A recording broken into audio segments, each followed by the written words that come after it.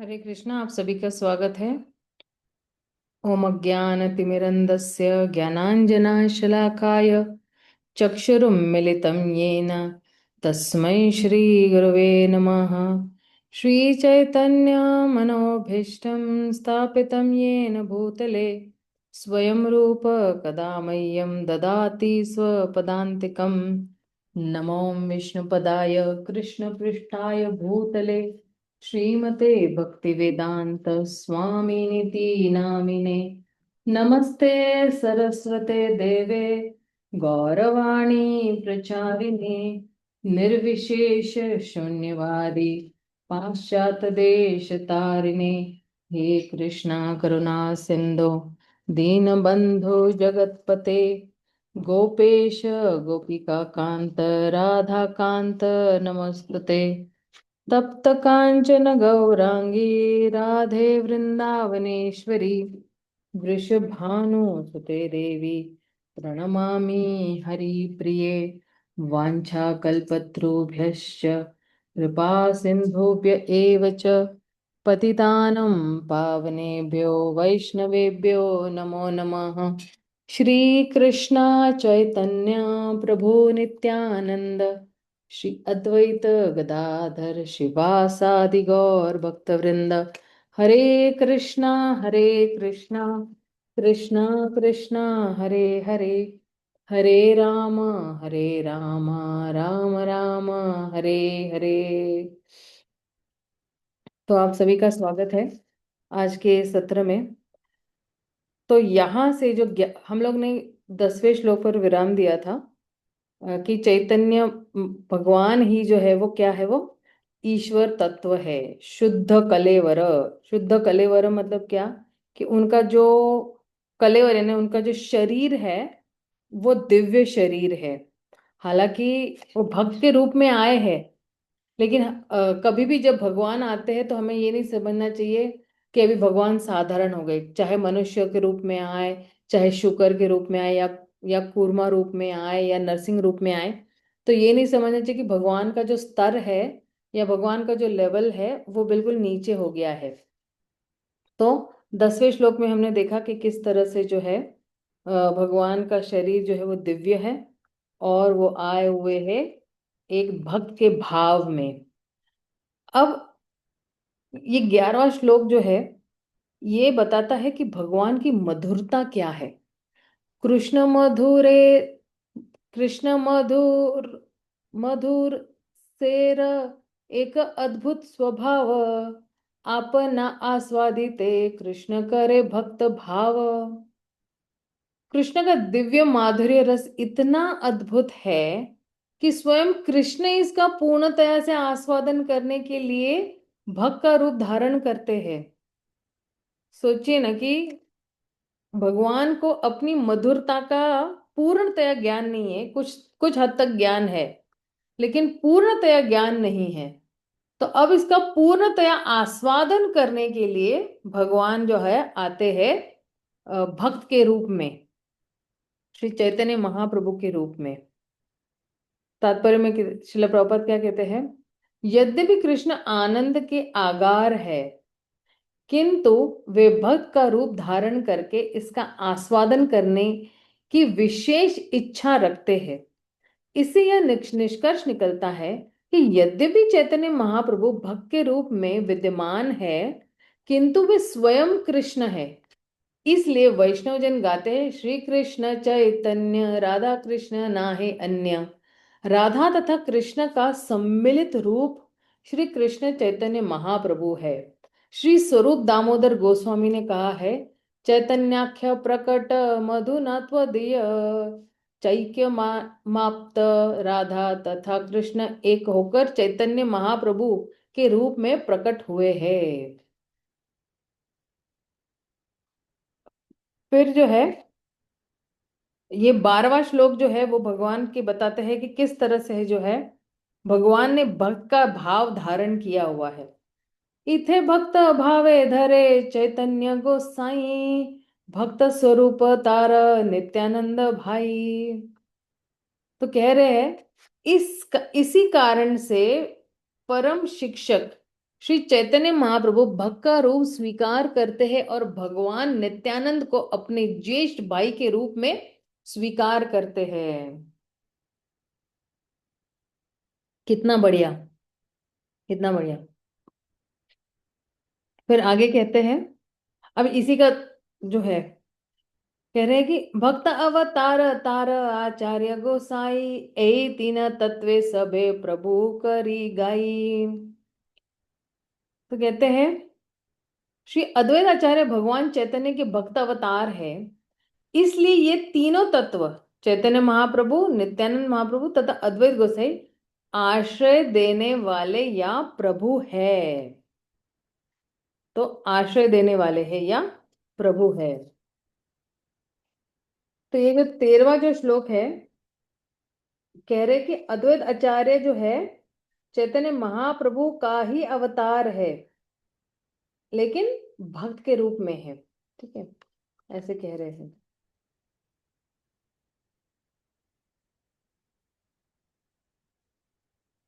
हम जो पंचतत्व बोलते हैं ना, पंचतत्वात्मकम कृष्ण भक्त रूप स्वरूपकम। भक्त रूप में कौन आए? भगवान स्वयं आए, चैतन्य महाप्रभु भक्त रूप स्वरूपकम। तो उनका स्वरूप लेकर कौन आए हैं? नित्यानंद महाप्रभु, है ना। और फिर जो भक्त अवतार, भक्त का अवतार लेकर कौन आए हैं? फिर अद्वैत गोसाई आए हैं। इस तरह से तात्पर्य में श्रील प्रभुपाद कहते हैं, गोसाई का अर्थ है गोस्वामी। जो व्यक्ति अपनी इंद्रियों तथा मन पर पूर्ण नियंत्रण रखता है वह गोस्वामी या गोसाई कहलाता है। जो व्यक्ति ऐसा नियंत्रण नहीं रख पाता वह गोदास अर्थात इंद्रियों का दास कहलाता है और वह गुरु नहीं बन सकता। जो गुरु अपनी इंद्रिया तथा मन पर पूर्ण नियंत्रण रखता है वह गोस्वामी कहलाता है। यद्यपि गोस्वामी उपाधि अनैतिक लोगों के लिए वंशानुगत उपाधि बन चुकी है, किंतु वास्तव में यह उपाधि श्री रूप गोस्वामी से प्रारंभ हुई, जो अपने आप को सामान्य गृहस्थ तथा सरकारी मंत्री के रूप में प्रस्तुत करते थे। किंतु चैतन्य महाप्रभु के उपदेश से वे गोस्वामी का उच्च पद प्राप्त कर सके। अतएव गोस्वामी वंशानुगत उपाधि का नहीं अपितु व्यक्ति की योग्यता का सूचक है ना। जन्म से नहीं, कर्म से गोसाई है। जब कोई आध्यात्मिक दृष्टि से ऊपर उठ जाता है तो जात पात के भेदभाव के बिना वह गोस्वामी कहलाया जा सकता है। श्री चैतन्य महाप्रभु, श्री नित्यानंद महाप्रभु तथा श्री अद्वैत गोसाई प्रभु स्वाभाविक गोस्वामी है। ओहो हो, अब देखिए ना, ये लोग स्वाभाविक गोस्वामी, क्योंकि उन्होंने अपने इंद्रियों को पहले ही कंट्रोल कर लिया है, क्योंकि वे विष्णु तत्व है। तो ये इन सब चीजों से परे है, भौतिक इंद्रियों से परे है, इसलिए वे सभी प्रभु और वे कभी कभी चैतन्य गोसाई, नित्यानंद गोसाई तथा अद्वैत गोसाई कहलाते हैं। दुर्भाग्यवश जिन लोगों के पास गोस्वामी की योग्यता नहीं होती उनके तथाकथित वंशों ने इस उपाधि का वंशानुगत या व्यापारिक उपाधि के रूप में स्वीकार कर लिया है, किंतु यह आचरण शास्त्र सम्मत नहीं है। एक्चुअली प्रभुपाद जो है ना, ये जितने भी कास्ट गोस्वामी है ना, जाति पाति वाले गोस्वामी, उनको एक्चुअली ये बिल्कुल अपने तात्पर्यों के माध्यम से बिल्कुल बोलते ना, लपेट लपेट के ऐसे जूते मारते हैं। क्योंकि गोसाई, इवन भक्ति सिद्धांत ठाकुर भी वही कहते थे और वही दोहरा रहे चेतन, सॉरी, श्रीला प्रभुपाद, कि कहते हैं कि कोई जन्म से गोसाई नहीं होता, उसके कर्म से गोसाई होता है। जन्म से अगर कोई ब्राह्मण है, कोई गोसाई ग्रुप में है, लेकिन उसके पास अपनी इंद्रियों पे नियंत्रण ही नहीं है, उठे बैठे कुछ भी नशा वाला चीज, पान खाते हैं, बीड़ी खाते हैं, तंबाकू है, फिर कुछ ऐसे भांग वगैरह कुछ पीते हैं, कुछ ऐसी तपकीरी वगैरह नशे का लेते हैं बार बार, तो ये जात गोसाई जो है, ये गोसाई मतलब क्या? जिसका अपने इंद्रियों पर पूरा कंट्रोल है और वो दूसरों को भी जो है मदद करते हैं अपनी इंद्रियों को कंट्रोल करने में, और दूसरों को प्रचार भी करते हैं। लेकिन ये जो जात पात वाले जो गोसाई है ना, वो लोग सिर्फ अपनी इंद्रिय तृप्ति के लिए ही जीते हैं। तो वो रियल पदवी नहीं है किसी गोसाई की।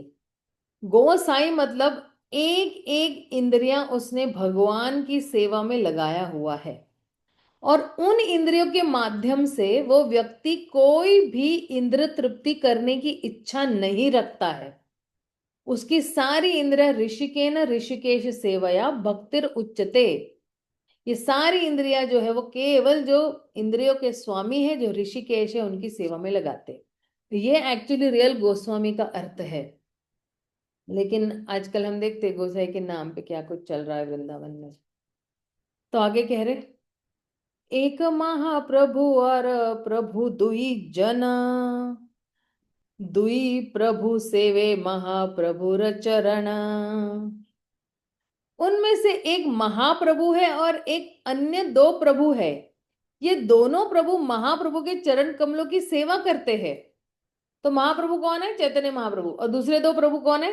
नित्यानंद महाप्रभु और अद्वैत गोसाई। ये दुई दो प्रभु है। और किसकी चरणों की सेवा कर रहे हैं? श्री चैतन्य महाप्रभु की सेवा कर रहे हैं।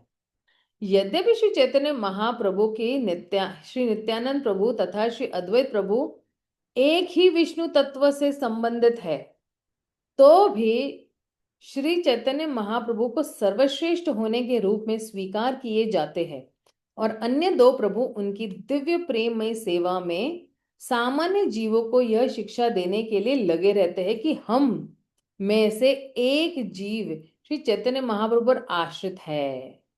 चैतन्य महाप्रभु में ही अन्यत्र कहा, सॉरी, चैतन्य चैतामृत में ही अन्यत्र कहा गया है कि एकल ईश्वर कृष्ण आर्स भृत्या। कृष्ण एकमात्र ईश्वर है और अन्य सभी अर्थात विष्णु तत्व तथा जीव तत्व भगवान की सेवा में रहते हैं।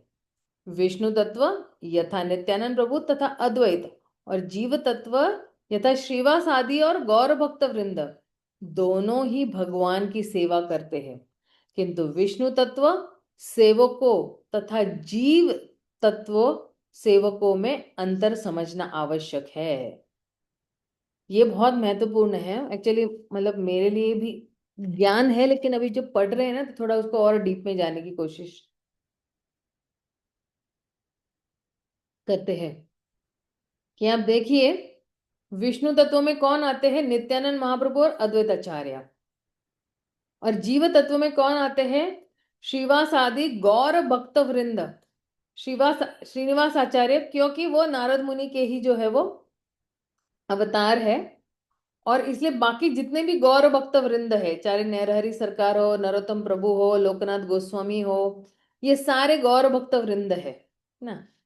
दोनों ही भगवान की सेवा करते हैं, किंतु विष्णु तत्व तथा जीव तत्व सेवकों में अंतर समझना आवश्यक है। जीव तत्व सेवक अर्थात गुरु वास्तव में ईश्वर का सेवक है। श्री जो गुरु है हमारे, वो किसके सेवक है? भगवान के सेवक है। जैसा कि पिछले श्लोकों में कहा जा चुका है, परम जगत में ऐसा अंतर नहीं होता है। परम जगत यानी आध्यात्मिक जगत में। फिर भी परमेश्वर तथा उनके आश्रितों में भेद करने के लिए ऐसे अंतरों पर ध्यान देना आवश्यक है।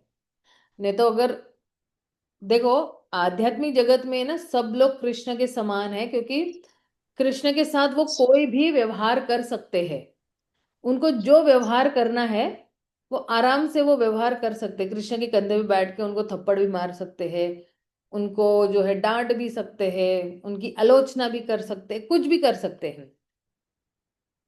लेकिन यहाँ पे हमें भेद करना बहुत जरूरी है, वरना जो वास्तव में भगवान है या ईश्वर है, फिर हम उनको जान ही नहीं पाएंगे या उनकी सेवा भी नहीं कर पाएंगे। अब सोचिए ना, आध्यात्मिक जगत में सभी भगवान के स्तर पर है, किसकी हम लोग सेवा करेंगे? मतलब इतना कंफ्यूजन हो जाएगा, राइट? तो ये अंतरों पर ध्यान देना आवश्यक है, ऐसा जो है प्रभुपाद जी कह रहे हैं। फिर आगे। हाँ, हरे कृष्ण माधवी। हाँ प्रभु। बताइए, जीव तत्व में कौन कौन आता है? जीव तत्व भी क्या प्रभु जी? मैंने सुना नहीं ठीक से। जीव तत्व में कौन कौन आता है? हाँ, ये जितने भी गोस्वामी है ना सारे, हाँ। रूप गोस्वामी, सनातन गोस्वामी, फिर नरहरि सरकार, फिर जो है श्यामानंद पंडित, फिर जो है लोकनाथ गोस्वामी, या फिर जो है श्रीवास ठाकुर, श्रीनिवास आचार्य, ये सब उनके जो पार्षद थे ना उस वक्त गौर मंडल में, गौर देश में, ये सब हाँ। के पार्षद यही सब जीव तत्व में आते हैं प्रभु जी। ओके माता। हाँ सगळे आचार्य येतात. हाँ हाँ बरोबर है। हम्म। तो आगे क्या कह रहे हैं अभी? हम्म। ए तीन तत्व सर्व आराध्य करी मानी, चतुर्थ ज्ञे भक्त तत्व आराधक जानी। ये तीन तत्व चैतन्य महाप्रभु, नित्यानंद महाप्रभु तथा अद्वैत प्रभु सभी जीवों द्वारा पूजनीय है। और चौथे तत्व श्री गदाधर प्रभु उनके आराधक अर्थात पूजक मान के जाते हैं। मतलब जो क्या कहते हैं, अद्वैत जो गदाधर प्रभु है वो क्या करते हैं, भगवान के आराधक है, उनके पूजक माने जाते हैं। तो अब श्रील प्रभुपाद तात्पर्य में क्या कहते हैं?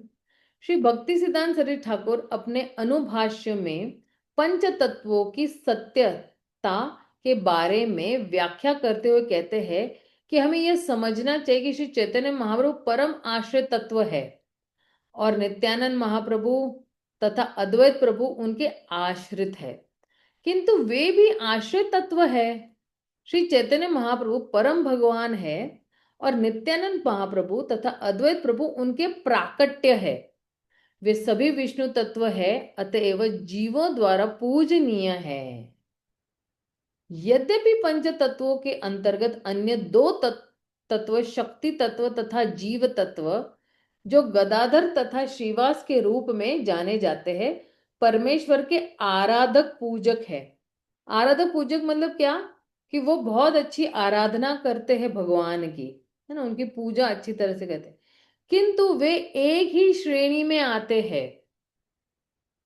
तो आप सोचिए, शक्ति तत्व और जीव तत्व एक ही श्रेणी में कैसे आ सकते हैं परमेश्वर में, किंतु वे एक ही श्रेणी। अच्छा, ये आराधक पूजक में श्रेणी में आते हैं, आराधक श्रेणी में आते हैं फिर, है ना। और क्योंकि वे सनातन रूप से भगवान की दिव्य प्रेममयी सेवा में लगे रहते हैं, सनातन रूप से, सनातन काल से, है ना। हम्म।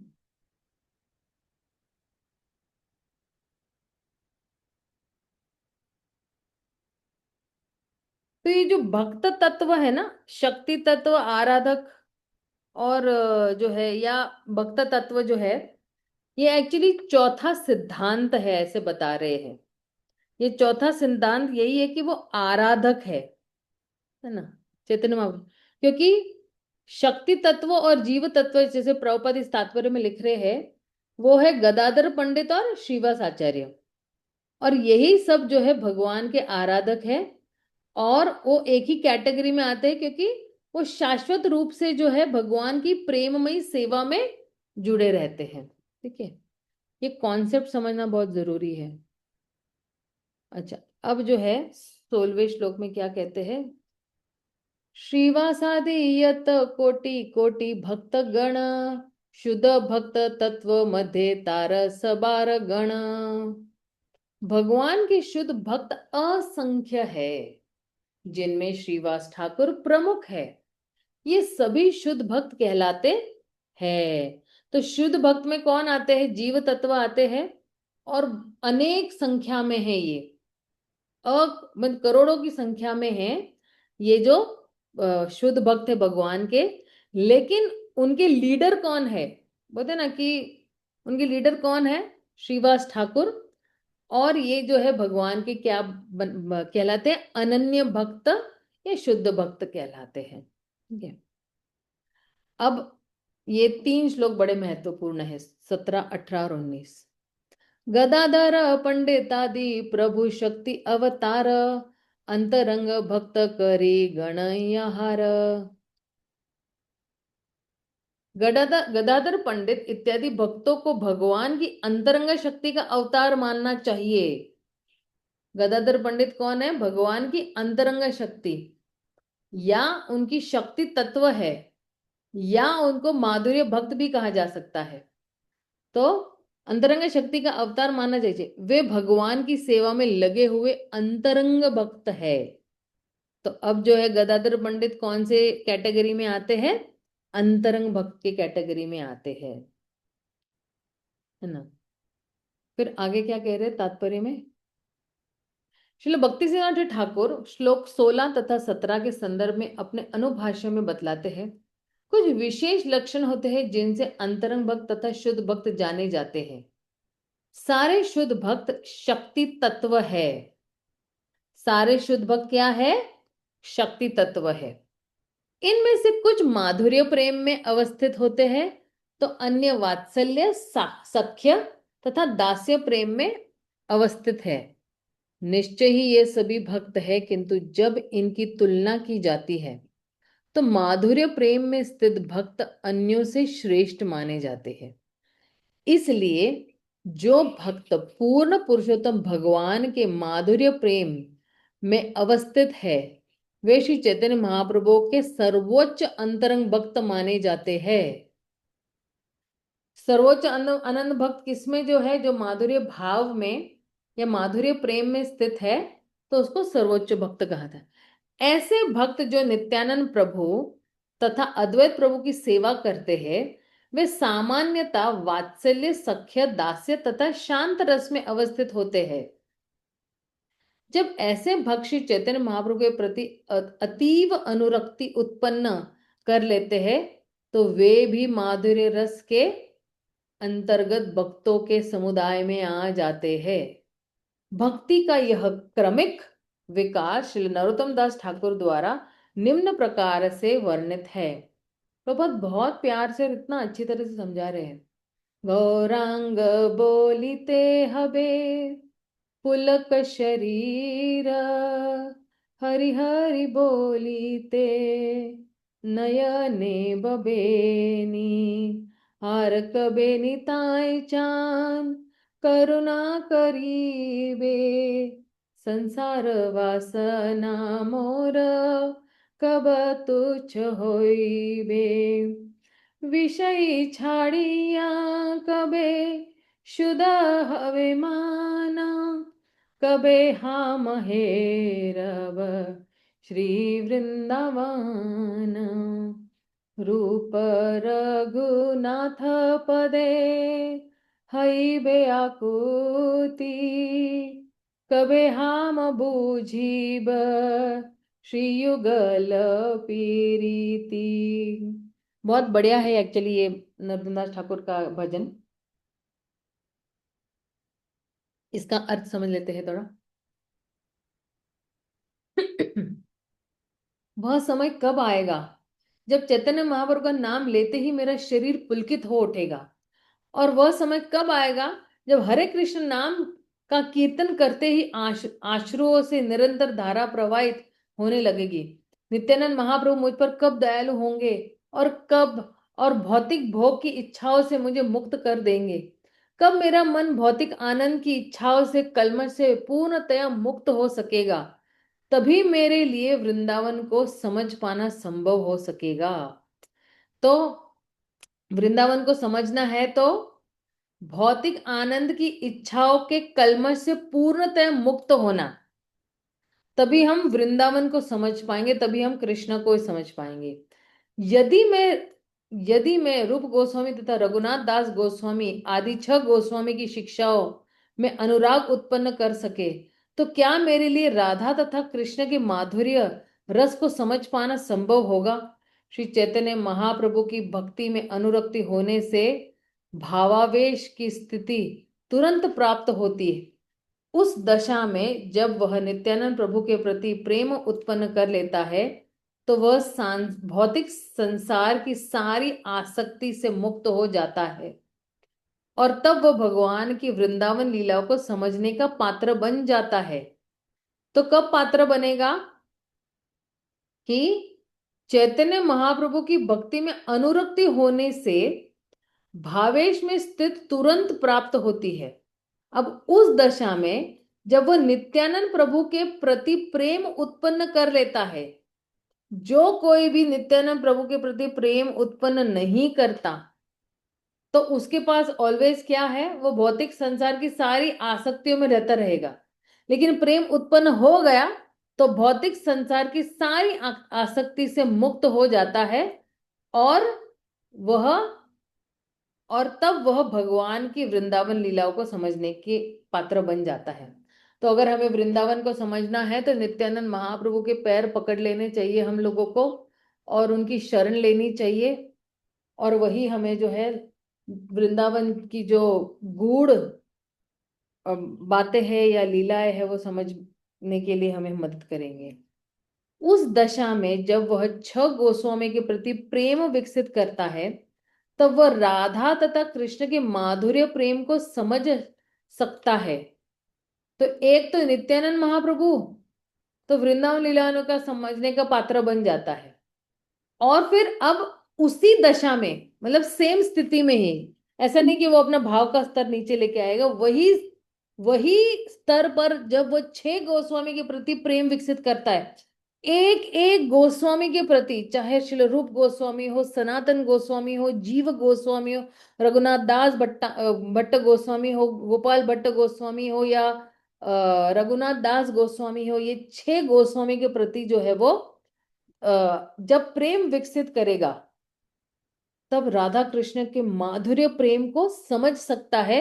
क्योंकि ये सारे जो छह गोस्वामी है वो मंजरियां हैं आध्यात्मिक जगत की।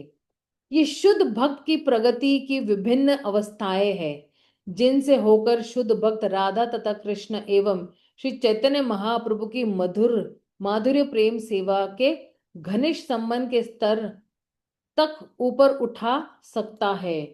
ये बहुत ही महत्वपूर्ण श्लोक है, इतना फैंटास्टिक है, जो 17 से 19 तक है। इसको थोड़ा जरा मार्क करने की बहुत जरूरत है। फिर 18 और 19 को क्लब किया गया है, और कहाँ क्या क्या कहते हैं। एक सेकंड में पानी पी लेते हैं। यहाँ सब लज्जा प्रभु नित्य विहार, यहाँ सब लज्जा प्रभु कीर्तन प्रचार, यहाँ सब लज्जा करे न प्रेमास्वादन, यहाँ सब लज्जा दान करे प्रेम धन। तो क्या कह रहे हैं, अंतरंग शक्ति या शक्ति समूह भगवान की लीलाओं में नित्य संगी होते हैं। तो अब देखिए, भगवान की जो अंतरंग शक्ति है, और फिर उस अंतरंग शक्ति का भी एक अपना शक्ति समूह होता है। तो ये भगवान की लीलाओं में नित्य संगी रहते हैं।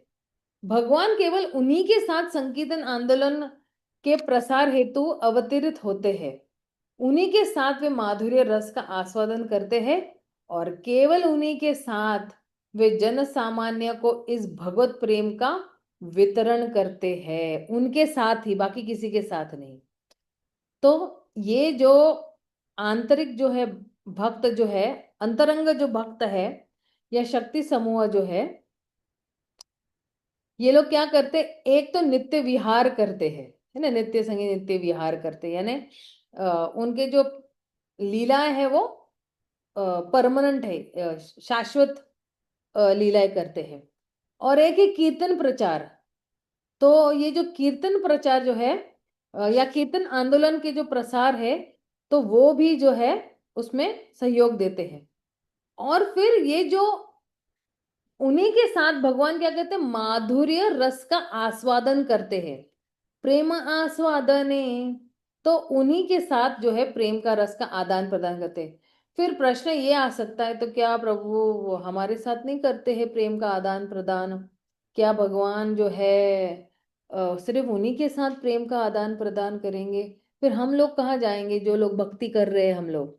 प्रश्न आ सकता है ना किसी को भी, कि अरे सब कुछ तो जो माधुर्य भक्तों के साथ कर रहे, अपने अंतरंग भक्तों के साथ करे, तो हमारे साथ क्या कर रहे हैं? तो हमारे साथ हम जिस जिस मात्रा में भगवान को समर्पित करने की कोशिश करेंगे, उसी उसी मात्रा में भगवान भी जो है अपने आप को समर्पित करने की कोशिश करेंगे। क्योंकि ये रिश्ता दोनों तरफ से है।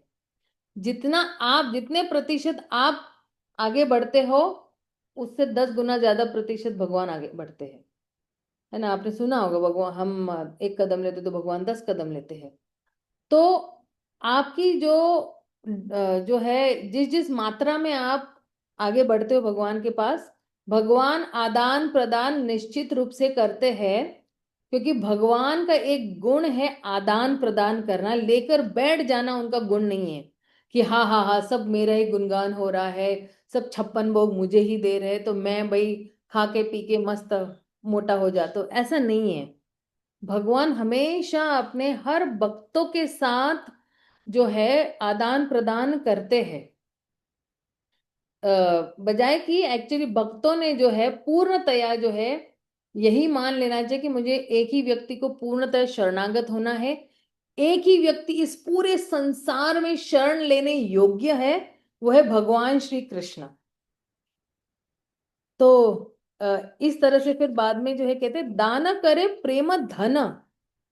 अब देखना कि दान में दे रहे हैं, सबसे बड़े दानी कौन है? भगवान श्री कृष्ण है सबसे बड़े दानी।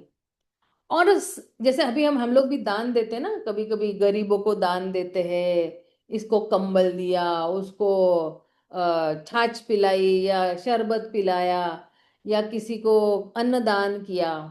लेकिन ये जो दान है, ये अशाश्वत दान है। ये अशाश्वत दान क्यों है? क्योंकि ये सिर्फ शरीर की जरूरतों को पूरा करता है। लेकिन जो परम दानी है श्री चैतन्य महाप्रभु, वो परम दान जो सबसे परम उसका हित करने वाला है, वो एक्चुअली जो दान करने के लिए, और वो है कृष्ण, कृष्ण प्रेम या भगवत प्रेम का वितरण करने के लिए आए हैं। और कैसे दे रहे हैं? बिल्कुल सामान्य तरीके से दे रहे हैं। ऐसा नहीं है कि आओ आओ किसी महल में जाएंगे, फिर आप मुझे कुछ दोगे, फिर मैं आपको जो है भगवत प्रेम का वितरण करूंगा। कोई इस प्रकार का लालच नहीं है। है ना, कभी कभी किसी को अगर दान देना होता है तो वो बहुत सारी अपनी चापलूसी करवा लेता है, तब जाके वो दान देता है। लेकिन यहाँ पे चैतन्य महाप्रभु जो है, इनको चापलूसी करने की जरूरत ही नहीं। आप केवल हरि नाम ले लो, वही एक्चुअली चापलूसी है उनकी। वही वो चाहते हैं, जो वो चाहते हैं, अगर हम वो देते हैं उनको, तो वही उसी में भगवान जो है वो बड़े प्रसन्न रहते हैं। तो इसलिए ये जो भगवत प्रेम प्रेम का जो वितरण किया है, पात्र कुपात्र देखे बिना, जो है वो बिल्कुल कहते हैं ना कि एक बांध जब टूट जाता है तो एक बाढ़ कैसे आ जाती है, वो बाढ़ की तरह वो भगवत प्रेम लेकर आए हैं। आइए जरा तात्पर्य में देखते श्रील प्रभुपाद क्या लिखते हैं। श्री रूप गोस्वामी अपनी पुस्तक उपदेशामृत में शुद्ध भक्त तथा अंतरंग का विश्वास पात्र भक्तों का अंतर बतलाते हुए निम्नलिखित विकास क्रम अंकित करते हैं। हजारों करियों में से एक व्यक्ति तब श्रेष्ठ बनता है जब वह पूर्ण वैदिक ज्ञान को प्राप्त करता है। ऐसा अनेक विद्वानों तथा दार्शनिकों में से, एक सेकेंड, सॉरी सॉरी, वो मेरा वॉशिंग मशीन चालू, मुझे लगा बह गया बाहर सारा पानी। सॉरी, जरा ये हो गया, मैं फिर से पढ़ती हूँ। श्रील रूप गोस्वामी ने पुस्तक उपदेशामृत में शुद्ध भक्त तथा अंतरंग का विश्वास पात्र भक्तों का अंतर बतलाते हुए निम्नलिखित विकास क्रम अंकित करते हैं। हजारों कर्मियों में से एक व्यक्ति तब श्रेष्ठ बनता है जब वो पूर्ण वैदिक ज्ञान को प्राप्त कर लेता है। पूर्ण वैदिक ज्ञान मतलब क्या? भगवत गीता भागवतम को अच्छी तरह से पढ़ लेता है।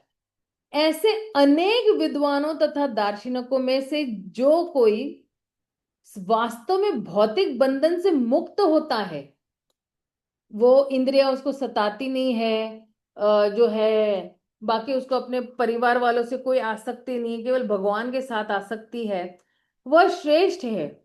और ऐसे अनेक सचमुच मुक्त भक्तों व्यक्तियों में से जो पूर्ण पुरुषोत्तम भगवान का भक्त होता है, वह सर्वश्रेष्ठ माना जाता है। ऐसे अनेक भगवान के दिव्य प्रेमियों में से गोपियां श्रेष्ठ है, और गोपियों में भी श्रीमती राधिका सर्वश्रेष्ठ है। श्रीमती राधिका भगवान कृष्ण की अत्यंत प्रिय है। इसी तरह उनके कुंड तथा श्याम कुंड तथा राधा कुंड भी भगवान को अत्यधिक प्रिय है। सोचिए कितना बड़ा। श्रील भक्ति सिद्धांत ठाकुर ने अपने ग्रंथ अनुभाष्य में टीका की है कि पांच तत्वों में से दो तो शक्ति तत्व है और शेष तीन शक्तिमान तत्व है। अन्य तथा अंतरंग दोनों ही प्रकार के भक्त कृष्ण भावनामृत के अनुकूल अनुशीलन में लगे रहते हैं। वे दार्शनिक चिंतन या सकाम कर्मों से रंच मात्र भी प्रभावित नहीं होते। ये सभी शुद्ध भक्त माने जाते हैं और इनमें से जो भक्त एकमात्र माधुर्य प्रेम में लगे रहते हैं वे माधुर्य भक्त का अंतरंग भक्त कहलाते हैं।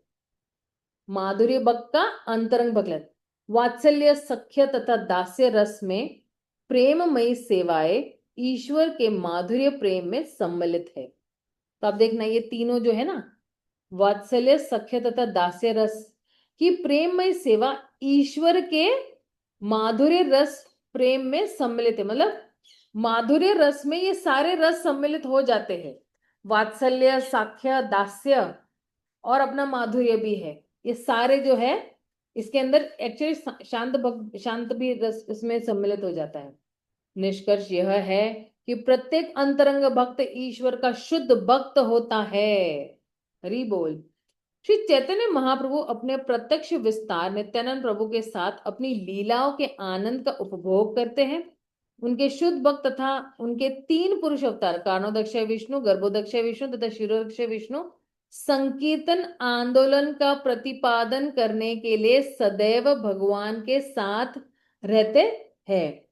तो देखिए जो शुद्ध भक्त होते हैं वो क्या है, अनन्य भक्त है। और जो अंतरंग भक्त यानी जो उन्हीं से आए हुए हैं, है ना, ये सारे जो है क्या है, शुद्ध भक्त है। और उसमें भी जो है जो माधुर्य रस में जो भगवान की सेवा में रहते हैं तो उनको माधुर्य भक्त कहा जाता है या उनके अंतरंग भक्त कहा जाता है। तो ये सारे जितने भी जो है खासम खास जो है, बिल्कुल ना कहते हैं कि उसको क्या कहते हैं, एक उनके जो है खास जो भक्त होते हैं तो ये शुद्ध भक्त होते हैं भगवान के। फिर आगे क्या कह रहे हैं, हाँ इसके लिए जो है ना, ये अब जो है यहां से ना 8 श्लोक आगे जो है ना, ये बड़े ही महत्वपूर्ण श्लोक है। इसको ना जरा समझाना भी पड़ेगा एक्चुअली। और उसके बाद जो है चैतन्य महाप्रभु बहुत सारे लोगों का खंडन भी करते हैं, लेकिन ये जो है ना, ये जो अध्याय है, सॉरी ये जो सेक्शन है 8-9 श्लोकों का, इसको थोड़ा मुझे समझाना पड़ेगा। तो कल इसका हम लोग जो है करेंगे, क्योंकि इसका जो है ना तात्पर्य भी आप देखोगे ना तो तात्पर्य में भी काफी कुछ दिया हुआ है प्रभुपाद ने। तो हम यही विराम देते हैं और कल हमारा जरा कंटिन्यू करते हैं, ठीक है ना।